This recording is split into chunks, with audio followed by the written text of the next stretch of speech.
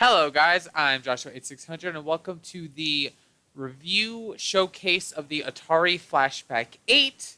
Okay, so this one is kind of more organized than previous videos normally are just because I usually do those blind, but I had to kind of just think about what I wanted to talk about because the last time I tried attempting this video, it didn't go very well. It's just kind of rambling, doing nothing. Okay, so um, I just want to say I really like this console because the first thing we see immediately when we start up, there are 11 pages of games, 10 full pages. Then page 11 has half a page plus this about screen, which I guess we can cover that first. It's just a QR code that goes to @games.us or something like that. Fire goes to back, and then I learned that the console doesn't have a reset button like the Flashback 2 did, so that's why the instructions were saying reset is select and what's that last button? Start and select at the same time. Takes you back to the menu. So if we go into the about's a bad example. If we go into 3D tic-tac-toe, press start and select, it resets. And as we just saw, me trying to go from about to 3D tic-tac-toe is an issue. Because I have a few issues I wanted to talk about. Issue number 1, navigation. To go through the pages, and yes, I'm talking about issue first and then good things, because issues are the things that I just want to talk about first. To go scroll through the games, you can only go up and down in the list on that page, and you can't go to another page by going up and down. You have to go left and right to go through pages, but left and right doesn't go through the things on the other side. You have to go up and down to do that. It's really irritating. Number 2, Okay. through my back. Okay, so flaw number 2 with the console. There are a few two-player only games, as I found out through my perusing of the console. For example, Armor Ambush. It's just the kind. For example, in this game, you control these tanks, and you try to shoot each other a couple times before the other one explodes. Not to have the gameplay for when you shoot, it messes up your aiming. But hey, at least I shot it. And then you go to the other tank, you press down. But that's beside the point. See how the other side is just standing there? It needs to be controlled by a two-player. Let me reset and re-go to it. If I hit select, left and right, doesn't matter, hit start. It just changes your location and maybe the map, but that's all it does. It's a two-player only game. Another one, for example, would be, I think it was Air-Sea Battle. Let's look at that one. Yes. I hit start. You can see when I press fire, I shoot the left side of my thing, and I can aim it and everything. But I can't. But the right side of the screen is for, I guess, is for a second player, because I can't control it no matter what I do. So I think it's for 2 players. So there are a few 2-player only games. There aren't that many, but there are a few, and that's enough for, like, if you get this console for yourself. That's just that many games that you can't play. But for example, 3D tic-tac-toe does have a computer player. I don't understand this game, but it does have a computer player, so that's always good. Okay, so that was flaw number 2. Flaw number 3 is kind of the controllers themselves. And okay, so this isn't exactly a flaw because this might be how it's supposed to be. But for example, if I just hit start on Breakout, my smallest tap on the joystick, it goes flying across the screen. Sometimes it barely moves, but that's if I'm just trying to flick the joystick at that point to barely make it move. If you're trying to, like, grip onto it, you can't really control it because it just goes flying across the screen. Now, I'm like, from what I read in the manual, or at least what I remember reading the manual from the unboxing, this console supports the use of paddle controllers. So perhaps this would be remedied with a paddle where you can have very precise steering and control with the paddle. But with a joystick, it's difficult to aim it because you kind of just have to get into the general area, then move the paddle as you go, or move the joystick as you go along. Now, unscrewing the joystick, as I shown in the unboxing, actually seems to help a little with this issue, to make it a little bit more controllable, but you shouldn't have to unscrew the joystick to be able to have finer control in the game. Now, again, this might be by design, I don't know, but this is just coming from someone who has kind of what's the word, affixation with these retro games, but I don't have a full mastery or knowledge of them. So this is just going based off my opinion and my experience. Okay, and then number 4 is not really an issue, but this will become apparent. So let's just go back to page 1. We don't see any sports. There's a lot of sports game on here, but look, there's basketball right here, Super Challenge baseball, football. Nothing on this page. You'll see what I'm getting to. I just don't know what pages they're on, but we'll see. So there's international soccer up there, right here. Let's see, miniature golf. AVGN reviewed that. Oh, that's funny. We can look at that in this video. Let's see. Real sports baseball and basketball. We already had a baseball and a basketball game. Real sports soccer. Volleyball, that's an awesome game.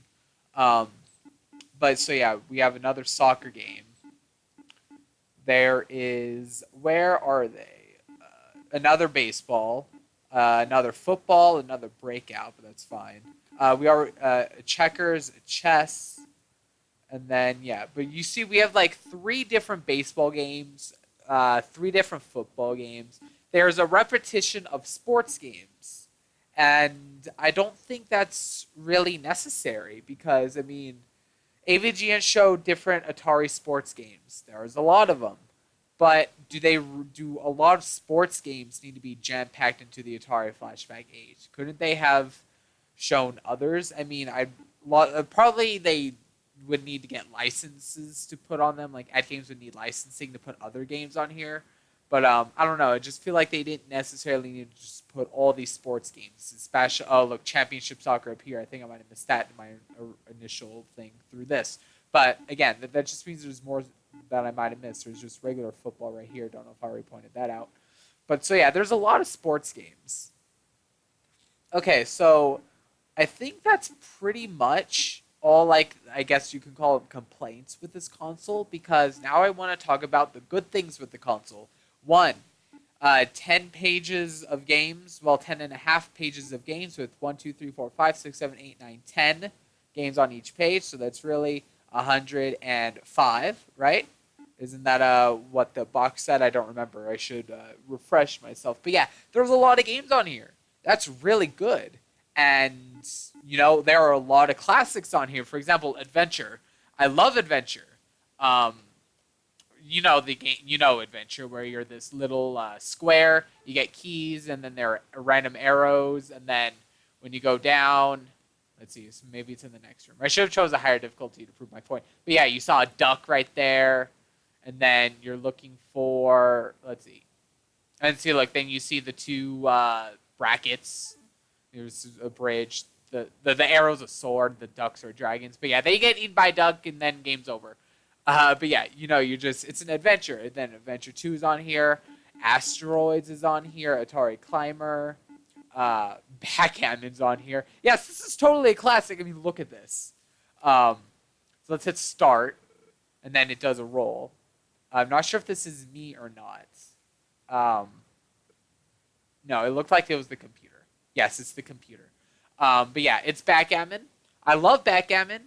I tried playing a game on here. I quit after 2 minutes because does that say no double? But the control is kind of outrageous because it's the same thing as what I was talking about earlier, actually, with the breakout. Like, I just tapped the thing, and look, it just went 2 squares. And that time it went 1, that time it went 2.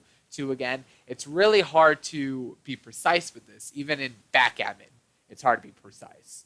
But breakouts on here. There's sports games on here, which is always cool. Centipede, Combat. Where is it? What was I thinking of? Frog Pond, Frogs and Flies. These are kind of the same game, also. See, look here. It's kind of you're a single frog moving to catch the flies, which is always cool. But then, you know, you go down to Frogs and Flies. It's a 2-player game. And then you can't really move as far as I can tell. You can just jump and then try to eat the flies. So this one has 2-player functionality, but you can't really move. And then the computer finally starts moving its frog. So kind of delayed. I don't know if the computer's actually going to try to eat the flies or if it's just moving, because I did hit start. I don't know. But there are classics on here. Again, but doubles. I got sidetracked. that there the Sword Quest games are on here. Sword Quest Fire World, for example. Um, Gravatar is on here. This game is really difficult. I like Gravatar. Um, I know of Gravatar because I had this plug and play when I was a kid. I still have it. It's in my closet, actually, in the box with my other plug and plays. Um, and this game was always really hard, and it still is exceptionally difficult. I can hardly get past a single stage without losing all my lives. But yeah, you just fly around, shoot things. It's Gravatar. It's cool. Hangman, Haunted House. These I remember apparently, I guess, similar to Adventure. They were classified under Adventure Zone in the Atari Flashback too. So I kind of understood them, but I don't remember much about them. Kaboom's on here. This one's a classic. Um, Kaboom is really awesome. It's kind of like I don't know how you would describe it. You kind of just move your thing along, catch these bombs. Um, so yeah, and you don't have to catch them with the top. You just have to touch it with your thing completely. And that time I missed. But yeah, it's Kaboom. It's fun. This one's a classic. Everyone knows Kaboom. So yeah, there are a lot of classics on here and a lot of games. And according to the manual, I don't have a paddle controller yet. I still want one, but I don't have a paddle controller. Apparently, this console works with the paddle controller according to the manual, from what I remember reading. Pitfall's on here, another classic. So that's cool. You have alternate control methods for certain games that supported it. You can use other controllers, just like the Atari Flashback 2, I would assume. You can pretty much plug in any controller and it works. So that's good. So there are a lot of positives. It's mostly just the fact that there are a lot of good games on here, and there are a lot of games on here, period. Yeah, there's some duplicates, some sports. Maybe the controller might be a little bit too sensitive. And the navigating the menu kind of sucks because I liked how it was in the Atari Flashback 2, where it's separated into different zones. There was Sports Zone, Adventure Zone, Space Zone, and all that. Actually, I don't think there was a Sports Zone, but you get my drift. They were separated into categories. I don't think there are any sports games on the Flashback 2 from what I remember. But I was just trying to make the point that they were separated into different zones, which is always nice. What's Maze Craze? Let's check this out. Oh, is this a two-player game? I think it's just making it to the end. I think I've tried this one before. There was a game on here. I wish I knew. I played it before. Oh, I guess I said I tried miniature golf. But yeah, this is just a nice collection of games. Actually, you have to hit start. Believe it or not, I actually don't think this miniature golf game is that bad. I know how to play it. The strength of how hard you hit it is based off how your distance of your blue square from the golf ball. Because see, like if I'm right next to it, I hit it, it barely moves. But if I'm all the way back here, it goes flying. So yeah, this game is kind of cool actually. It's not that bad. But do you know what else is on here? I guess I can show. Golf, the original Golf. You know, this one with Minimal the Elf, as AVGN said. Now, I kind of was starting to figure out how to do this. You have to. It's based off your positioning with the ball, and then you kind of just swing it. Like if you want to hit it to the left, you kind of do that, and then if you want to hit that way, you start charging up, and then you move. Because then you get to know exactly which way you want it to hit based on the way the angle as it's coming, and then you can hit the ball. It's kind of strange. See, like, there, I was able to move it straight across because I timed it like that. I'm getting it stuck right now. There we go. So I'm almost the hole already. So let's try to do that. I want to... no, I did that the wrong way. Oh, no, I'm hitting the wrong way. How do I do this? There we go. There we go. Took me a second to figure out the angling. There we go. See, I got a 13. Was that 13 strokes? I don't know what par was. But so yeah, it's not impossible to play this game. You just have to figure it out. But AVGN's reaction to it was still freaking hilarious. But again, that's beside the point, and I keep referencing AVGN because how could I not with a lot of the games in his Atari Sports video are on this console. Um, but yeah, overall. I just wanted to do this quick video review thoughts on the Atari before I might go into maybe more individual games or doing a video of collection of games. Like I thought maybe doing like a just trying out all the games of AVGN's Atari Sports that happen to be on this console. Not all of them are on here, but a good lot of them are. And a good lot of sports games that are on here weren't actually in his video. So maybe I can just do like an Atari Flashback 8 sports video or something, you know. But this console is really good. Yes, there are a few drawbacks. Navigation is probably the biggest one, and then so is the sensitivity of the joystick. But that doesn't affect in many games, and even then, there are ways to get around it. Like I said, in Breakout, you can unscrew the joystick and whatnot, but that's beside the point. Navigation is the biggest issue because, yeah, it's alphabetical, but if I want to play a game, I'd rather see it in a category rather than just alphabetical. Because if you want to play space games, you want all those together, or sports, you want all those together instead of having to go around. Oh, which did it start with international, or like if I want to play soccer, was it international soccer, real sports soccer, or something, you know? But yeah, that's pretty much it for this video. Here, let's do a game of Pitfall. I like this game. Atari games are awesome. And then, I didn't actually hit the ground, which is good. Awesome. So let's go. Something about Atari, which is that's me dying. But yeah, you see Activision right there. Nice. No, I couldn't fall down. How do I? Maybe I have to press down instead of fire. Yeah, I have to press down to go. So then the alligators, you kind of just, and I get eaten. That's what you do. You get eaten. Okay. But yeah, that's it for this video. I just wanted to give my thoughts because there are so many games to go through, but I just wanted to give my thoughts on the collection and whatnot and my experience when I started playing this console. But yeah, that's it for now for this video. I plan on doing at least one other video like I talked about earlier for this console. But yeah, that's it for now. Thank you all for watching. I hope you all had a nice time. I'm Joshua8600, and I'll see you guys next time. Goodbye.